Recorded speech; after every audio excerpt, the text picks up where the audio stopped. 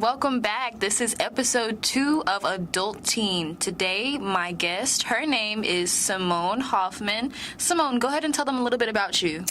Okay, so my name is Simone Hoffman. I am currently a student at Xavier University of Louisiana. My major is Psych Pre-Med, and I am 20 years old. And what year were you born? Oh, I was born in 2001. All right. So for today's episode, everyone, we're going to be talking about social media. And I feel like this is very, very important for our generation because we are the generation of social media. So, Simone, what social media sites were you using as a kid? Okay, so I wasn't supposed to be on social media. I couldn't have anything till I was like 12, 13-ish. So everybody was on there except for me. So I would live vicariously through my friends. So that's how I got all of my social media, whatever. And then when I turned 13, that's when I got my first Instagram. Or maybe it was like 12. And that's as far as I know. I saw my mom on like Facebook, and my cousins were on MySpace when I was younger, but I didn't really know too much about it. But yeah, Instagram was my introduction for sure. So, when I was observing, like when I first observed social media, I was seeing my sister on it, and she was on Twitter. And I was like, what is that? Like my mom and them would be on Facebook, and, you know, computers were new. So I was like, okay, I want to join. Like, they look like they're having fun. And so, like, I started off, of course, like, really, like, virtual worlds. Like, I was doing, like, IMVU, and I had no business being on there. No, like, IMVU was wild. That stuff was wild. Like, I had it downloaded on my mom's computer. I swear I gave it a virus. I know it did. But it was I used it though. I had no business being on there like that, and then, like, Me's, even some more friendly ones, like the Pixie Hollow thing. Yeah, okay. I wasn't really on Club Penguin, but I was on, if you know, I think it's Millsberry. I have no idea what that is. What is that? Millsberry was like, you pick like your little like mini kind of avatar, and then like you get to dress them up and like go to the grocery store. I don't know, but it was fun, and I was on it. But my first social media site I got on is called Bebo. And it's like nobody knows what that is. No. It was like a more teenage version, I guess, of MySpace. Okay. It was more like kids like close to my age, or just like kind of 16s. Wait, how old were you? I was like 9. I should have been on that, but I was on it. I was doing a lot of things I should have been doing. I'll tell you that much. I definitely wasn't on that. I was playing dress up games. I was doing that too. But yeah. So, but eventually my first big platform was Twitter. And I think that's my favorite. That's why it's my favorite. I don't know. It's so nostalgic for me. See, I have no nostalgia for Twitter. I love Twitter. That's what I use the most. But, like, I think I got a Twitter, like, maybe when I was 14 or 15. I didn't use it until I was, like, 17. Like, I didn't know how to use it. And I was like, oh, this is boring. I'm going to get back on Instagram. I'm going to get back on Snapchat. Now I don't even use those for real. So what made you want to join the sites? Like I said, it was really just my friends. A lot of them were on there, and I don't know, it just looked like they were having fun, even though they were just really posting pictures and stuff like that. Because my introduction was Instagram, so there wasn't really too much going on. I mean, people used to do like the To Be Honest and the rates and stuff like that. So I wanted to be a part of that because I used to hear about it when they came back to school. So that's probably why. Just my friends, not really like family and stuff. So what did you see like other kids like doing on those sites? Were they doing the same things you were doing? Yeah, for the most part, especially like on Instagram, people were just posting pictures, doing the little rates, and To Be Honest, I used to do that with I used to do that with my group of friends, little rates. I remember they used to make like no bullying pages. Like what? Yeah, like it was my middle school, and they were like, because my middle school was called Evans, and they were like, Evans, no bullying, and they post like real corny like quotes about you are loved. Wait, I swear, we didn't have it. Yes. If anything, we had the complete opposite, because you know the whole exposing stuff that was happening during middle school and high school. It was like we getting too old for this. No, for real. They would have like I remember they had like Mactown fights. or something. Really? Yes, like they would So have they would like have a a page fighting for the page. fights? Yes, they have a fighting page. They'll have like exposing like private picture stuff. Yeah. And it was essentially child porn at the time. Yep. And nobody like took that as serious as it should have been. No. It was wild. Because I didn't even think about it until like maybe a couple years ago. Like in high school, I'm like, this is really child porn. Like, this is disgusting. Yes. So, with that in mind, how do you think those sites impacted you then? Like back then while I was still in school when I was using it. I think it probably molded the person that I was trying to be, just based off of trends. A lot of the stuff that I was interested in was based off of social media, and I realized that I probably wasn't even interested in this stuff. I just, like, even like the way I dressed was very much heavily interested by, or heavily Inspired by social media. And I don't know, the stuff that I was interested in. Like, I really wanted to be a YouTuber back then. Even though, would that be considered social media? Yeah. So, like, back then I watched a lot of YouTube, which I still do. But that definitely, I wanted to be a YouTuber so bad. Yeah, for me, social media really, like, I feel like it contributed to my insecurity. Because I would definitely feel like, I wanted to be what they were doing. I wanted to be, as successful, as fun, outgoing. Because I know I was already like a theater kid and I love to perform. Okay. And so I was like, I want a bigger audience. Like, I want to see what the other kids are doing my age. Like, I used to compare myself to like China Anne McClain or something on Disney Channel. Yes. And I was just like, wow, like if I can use like Instagram, Twitter, and all that to get my platform up to really be as cool as they are, then of course I'm gonna try to do it, right? And so, like, getting into that topic, I'm thinking about just the biggest challenge of social media I feel like there is, and that is the distortion of reality. And as we can tell, like on Instagram, especially Instagram, Twitter, just all the big main sites, we see a lot of Photoshop. We see a lot of, intense beauty standards and expectations how you should look. Right. And just about the pressure of being perfect. So what do you think about that? I definitely think that's prominent on social media. I think there is a lot of things that they're doing to combat that by letting everybody know that they're beautiful in their own way. Definitely, I think that's a thing now on social media. But I don't know. I still think that there's expectations on beauty standards. Like the what's that girl? They were just talking about her like Khloe last Kardashian? week. Oh yeah, I saw her. She's literally, didn't she just put out an apology or some type of paragraph about? Because what she did was it was like her grandmother had posted a picture of Khloe Kardashian, who is known for Photoshop, known for looking perfect, as they say. And so her grandmother posted a picture of her that was just unedited, just raw. And Khloe looked a lot different than her pictures. Right. And so what she did was she was actually threatening to sue her grandmother? Not her grandmother, but other people who reposted it. Like there was this big this celebrity debunk page or something, and they focus on surgery. And so they were blasting Khloe, and she was threatening to sue them because they wouldn't take the picture down of her. Okay. And so thinking of that, I'm just like, okay, well, do you know how dedicated she is to looking perfect? Yeah, to having this perception that she is perfect. Like I saw, she went on like Instagram Live to show that her body is actually nicer than what the picture was showing. But it's like everyone has a bad picture. Like it's not. It's actually good that picture came out because now there's kids that are looking at her that know that that the body that she shows most of the time is like unrealistic for the most part. And then I was talking about the how you say it? Coi Leray? Yeah. And people it's like, there's a whole bunch of people that were going in on her for being like skinny and little and like kind of, petite.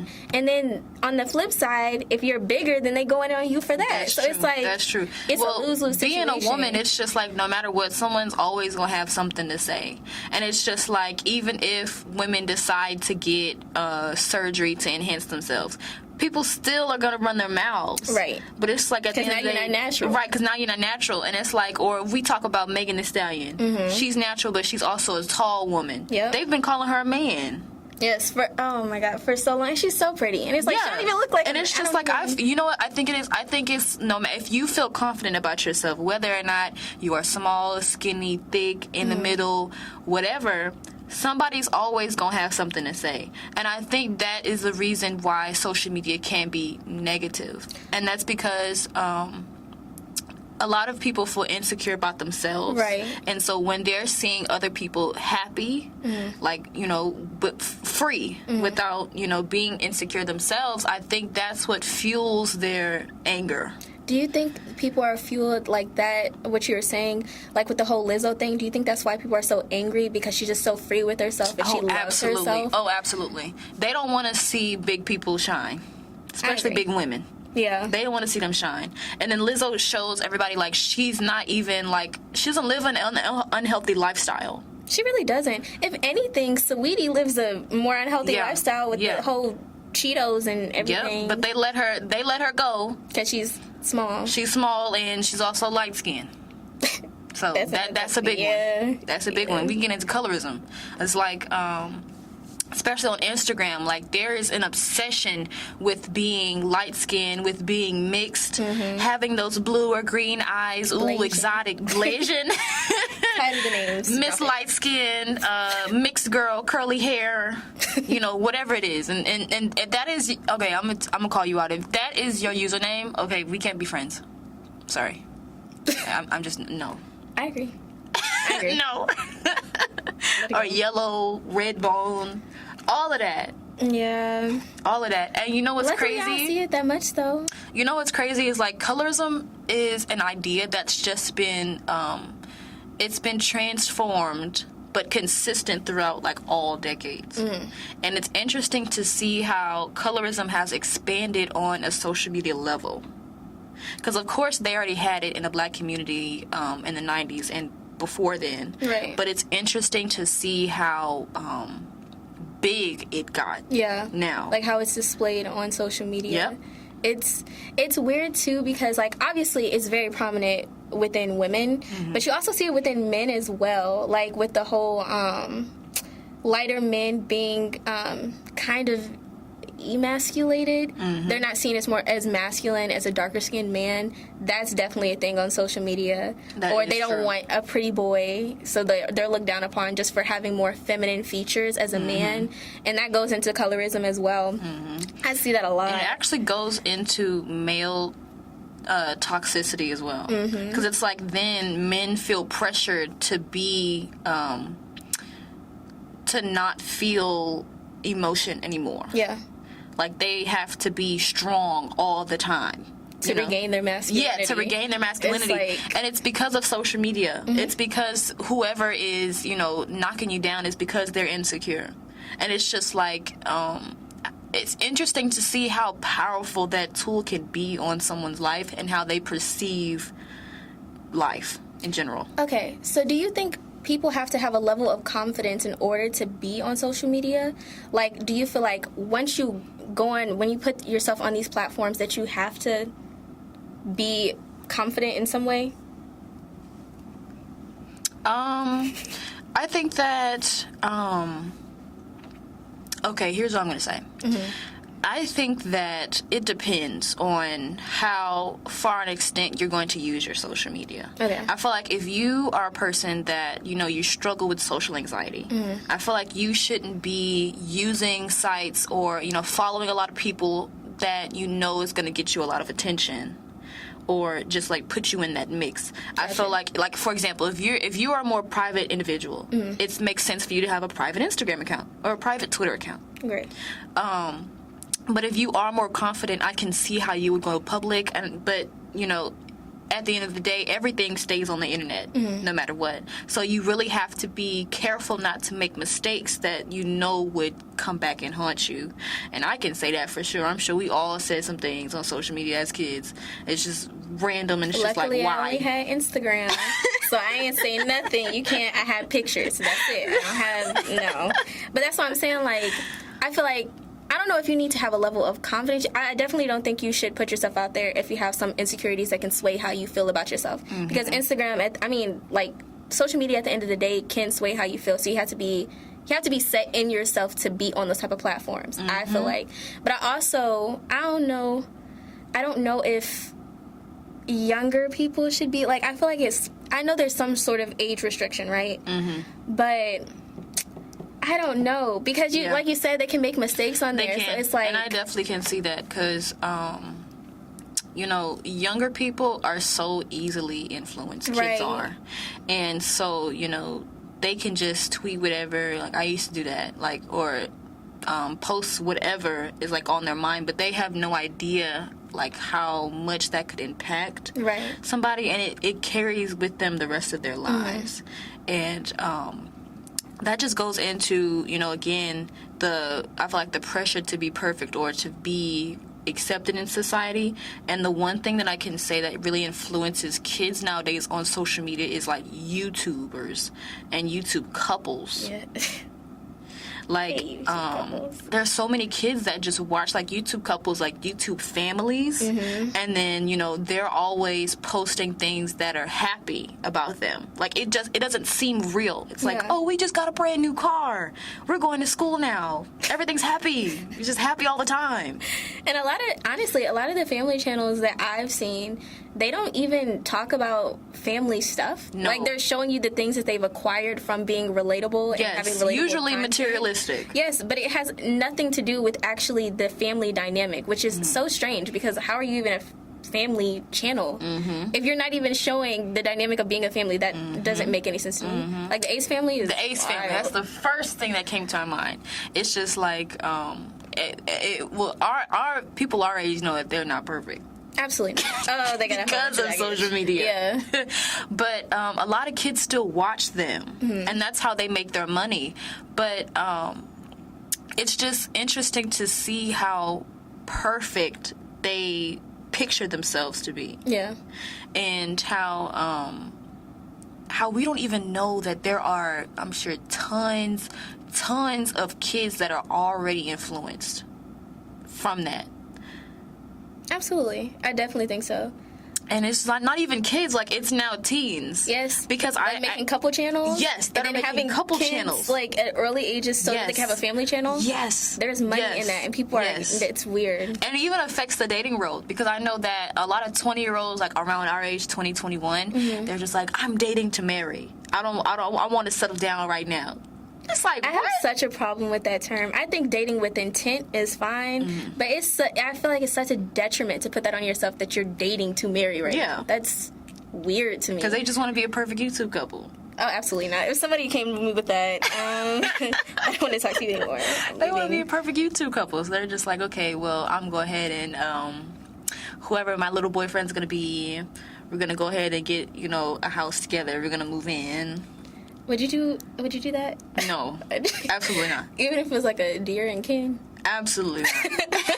Absolutely not. I don't know how they got to how far they were. I used to watch them when they were like earlier, because I used to same. get into that. But then like I realized, I'm like, what is this?